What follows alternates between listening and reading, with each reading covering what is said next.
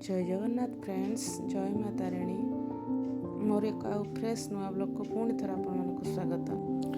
आज मुझे आउ किसी डिजाइन पिठा प्रस्तुत करी। एथिरे मु मैदा किंबा अटा किंबा मिठा मध्य देवी नहीं। यह प्रस्तुत करने मुझे गोटे गिना सीजा मटर, किसी पालंग पत्र एवं गोटे बीटरूट को काटिकी नहीं जाइए, दीटा आलू को छोट छोट पीस कर काटिक नहीं जाइए, गोटे पियाज को छोट छोट पीस कर काटी नहीं जाइए, किसी रसुण नहीं छोट खंड अदा नहीं। आठी अरुआ चाउल आधा किलो को मु 3 घंटा आगु धोईकी भल भाव ताकू बतुरे देछि। तापर आमे कढ़ाई बसई तेल गरम करवा एवं तेल गरम हो सारा पर आमे से आलू काटिक रखिथिबा आलू को पकाई देवा एवं ताकू किसी समय भाजी देवा।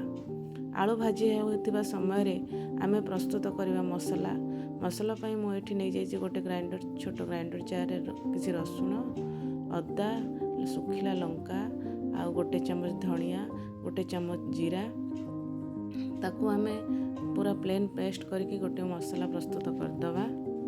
आलू टिके भाजी हो गला परे आमे ताकू गोटे जगार काढ़ी देवा एवं मसला प्रस्तुत करवा। मसला प्रस्तुत करवा एठी टिके आलू मु भाजी देछि। आलूटा भाजी टिके टिके जस्ट लाल हो जावा परे आलू को आमे गोटे प्लेट रे काढ़ी देवा एवं सही कढ़ई रे ही किछि मु सोरिष तेल एठी पकई देछि।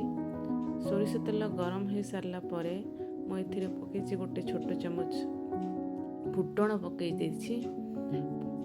तापर आमे कटा होई रखिथिबा पियाज को पकई दबा एवं ताकू लाल लाल करके भाजिबा। पियाज टिके लाल लाल हो सारा पर आमे सेथिरे पकई दबा बाटिकी रखिथिबा मसला को पकई दबा। सेथिरे मु स्वाद अनुसार लूण पकई देछि, गोटे चमच हळदी गुंड पकई देछि,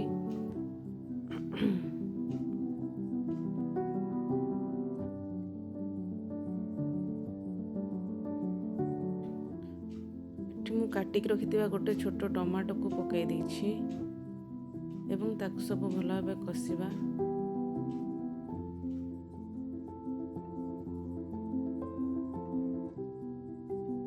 मसला टिके कसी हला परे मु सेथिरे पकई देछि एवरेस्ट मीट मसला रा गोटे चमच।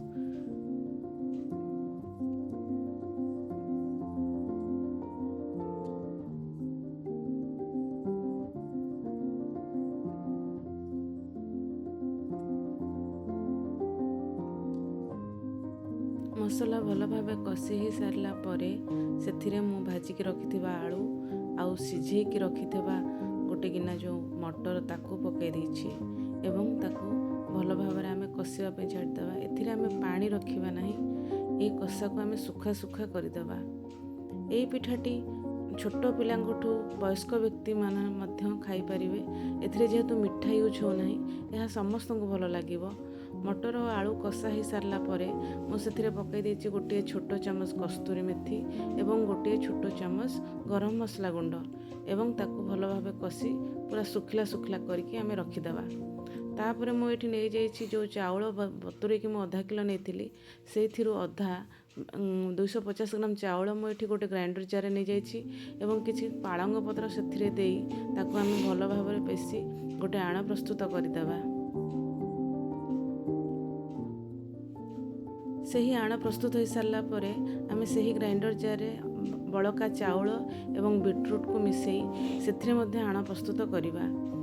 तापर आमे गोटे कढ़ई बसई देवा। से अल्प छोट गिना पानी नहीं जाइए, स्वाद अनुसार आमे लूण पकई देवा एवं पालंग पत्र आउ अरुआ चाउल को पेसिकी रखिथिबा आण को आमे सेथिरे जंतिकी गोटे जंतुणी प्रस्तुत करवा एवं सही जंतुणी प्रस्तुत हो सारा पर ताकू आमे गोटे थाली रे काढ़ी देवा। तापर आमे सही कढ़ई रे ही पुणी आउ थरे पानी देई स्वाद अनुसार लूण देवा एवं बीटरूट प्रस्तुत करुवा आणरू मध्य गोटे जंतुणी प्रस्तुत करवा। एठी मु बजार कौन सी रंग व्यवहार करना, बीटरूट एवं पालंग को यूज करिकी दुईटी प्रकार जंतुणी प्रस्तुत कर देछि। ଏବେ ଏହି ମଟର ପୁରକୁ ୟୁଜ୍ କରି ମୁଁ ଦୁଇ ଡିଜାଇନର ପିଠା କରିଛି ଦେଖନ୍ତୁ। ପ୍ରଥମେ ପିଙ୍କ ଡୋରେ ମୁଁ ଗୋଲ ଗୋଲ ମଣ୍ଡା ପିଠା କରିଛି ଏବଂ ପତ୍ର କଲର ଡୋକୁ ତାକୁ ମୁଁ ଭଲ ଭାବେ ଚକଡ଼ିକି ତାକୁ ବେଲି ଦେଇଛି ଏବଂ ଛୋଟ ଛୋଟ ପିସ୍ କାଟି ତା ଦେହରେ ଏମିତି ପାଣି ଦେଇକି ତାକୁ ସେଟିଂ କରିଦେଇଛି। ଏବଂ ସବୁବେଳେ ଆମେ ମନେ ରଖିବା ଯେ ଗ୍ରୀନ୍ ଡୋର ଲେୟାରଟା ଆମେ ପତଳା କରିକି ବେଲିବା। ଯଦି ଆମେ ମୋଟା କରିକି ବେଲିବା ତାହେଲେ ପିଠା ଟେଷ୍ଟ ଲାଗିବନି, କେବଳ ଦେଖିବାକୁ ସୁନ୍ଦର ଲାଗିବ। ମୋ ମତରେ ଦେଖିବାକୁ ସୁନ୍ଦର ଲାଗିବା ସହିତ ପିଠା ଯଦି ଟେଷ୍ଟ ଲାଗିବ ତାହେଲେ ସମସ୍ତଙ୍କୁ ଖାଇବାକୁ ଭଲ ଲାଗିବ। ସେଥିପାଇଁ ମୁଁ ଏଇ ପିଙ୍କ ଡୋର ଲେୟାରଟା ଟିକେ ମୋଟା ଅଛି, କିନ୍ତୁ ଗ୍ରୀନ୍ ଡୋର ଲେୟାରଟାକୁ ମୁଁ ପୁରା ପତଳା ଭାବରେ କରି ତାକୁ ଏଇଭଳି ଡିଜାଇନର ପ୍ରସ୍ତୁତ କରିଛି ପିଠା। ଦେଖନ୍ତୁ କେମିତି ଦେଖାଯାଉଛି। ଏସବୁକୁ ପ୍ରସ୍ତୁତ କରିସାରିଲା ପରେ ଆମେ ଗୋଟେ ଇଟିଲି ଫ୍ରେମ୍ରେ ପାଣି ଗରମ କରି ଯେମିତି ଆମେ ମଣ୍ଡା ପିଠା ସିଝଉଛନ୍ତି ସେମିତି ଏହାକୁ ଭଲ ଭାବରେ ସିଝେଇ ଦେବା। ସିଝେଇଲା ପରେ ଏହାର କଲର୍ ଅବଶ୍ୟ ଟିକେ ଚେଞ୍ଜ ହେଇଯାଉଛି, କିନ୍ତୁ ଖାଇବା ପାଇଁ ଏହା ବହୁତ ଟେଷ୍ଟି ଲାଗୁଛି। ଏଥିରେ ମିଠା ୟୁଜ୍ ହେଉନଥିବାରୁ ଏହାକୁ ଡାଇବେଟିସ୍ ଲୋକ ମଧ୍ୟ ଆରାମସେ ଖାଇପାରିବେ। ଆଉ ଏହା ପାଟିକୁ ଟେଷ୍ଟି ମଧ୍ୟ ଲାଗିବ ଖାଇବା ପାଇଁ। ଆପଣମାନଙ୍କୁ ଯଦି ମୋର ଏହି ଭିଡ଼ିଓଟି ଭଲ ଲାଗୁଛି ତାହେଲେ ମୋର ଭିଡ଼ିଓକୁ ଲାଇକ୍ ଏବଂ ସେୟାର କରିଦିଅନ୍ତୁ ଏବଂ ମୋ ଚ୍ୟାନେଲକୁ ସବସ୍କ୍ରାଇବ୍ କରିଦିଅନ୍ତୁ। ରହିଲି। ଜୟ ଜଗନ୍ନାଥ, ଜୟ ମା ତାରିଣୀ।